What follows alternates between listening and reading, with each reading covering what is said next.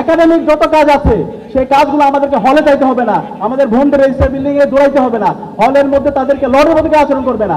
আমরা আমাদের register building কে paperless করবো, সে ঘরে বসে তার সামগ্রিক ভর্তি প্রক্রিয়া থেকে শুরু করে অ্যাডমিনিস্ট্রেটিভ সব কাজগুলো করতে পারবে। শিক্ষার্থীদের ম্যান্ডেট পেয়ে যখন আমরা প্রতিনিধিত্ব করার সুযোগ পাবো, আমরা সবার আগে ঢাকা বিশ্ববিদ্যালয়কে একটি স্বপ্নের ক্যাম্পাস নির্মাণ করার জন্য আমরা এক্সিকিউটিভ প্ল্যান এবং আমাদের পলিসিগুলো ঠিক করব।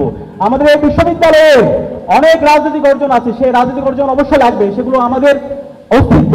কিন্তু একই সাথে একটা বিশ্ববিদ্যালয়ের মূল কাজ কি?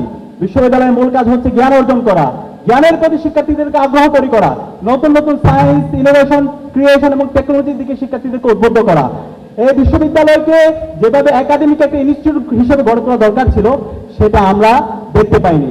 ইনশাআল্লাহ আমাদের প্রথম দাবি থাকবে, এবং আমরা এই বিশ্ববিদ্যালয়কে সর্বপ্রথম যে কাজটা করবো সেটা হচ্ছে ঢাকা বিশ্ববিদ্যালয়কে একটা পলিটিক্যাল ইনস্টিটিউট থেকে এটাকে একটা একাডেমিক ইনস্টিটিউট করবো ইনশাআল্লাহ। সেই একাডেমিক ইনস্টিটিউট করার জন্য আমাদেরকে শিক্ষক নিয়োগ যে প্রক্রিয়া আছে সেটাকে পরিবর্তন করতে হবে। এখানে কোনো দলীয় বিবেচনায় কোনো শিক্ষক নিয়োগ হবে না, শিক্ষক নিয়োগ হবে মেরিটোরিয়াসের ভিত্তিতে।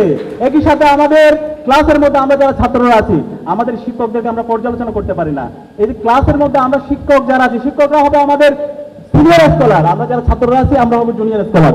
শিক্ষকদের মূল্যায়ন সিস্টেম আমরা চালু করবো। আমাদের যে একাডেমিক মেইল আছে সেই মেইলের মাধ্যমে আমরা আমাদের যে গবেষণা, ইন্টারন্যাশনাল, ন্যাশনাল যত ধরনের আমাদের পেপার আছে সেই জার্নালগুলো অ্যাক্সেস থাকবে।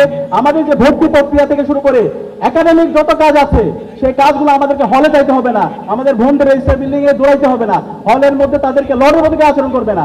আমরা আমাদের রেজিস্টার বিল্ডিং কে পেপারলেস করবো, সে ঘরে বসে তার সামগ্রিক ভর্তি প্রক্রিয়া থেকে শুরু করে অ্যাডমিনিস্ট্রেটিভ সব কাজগুলো করতে পারবে।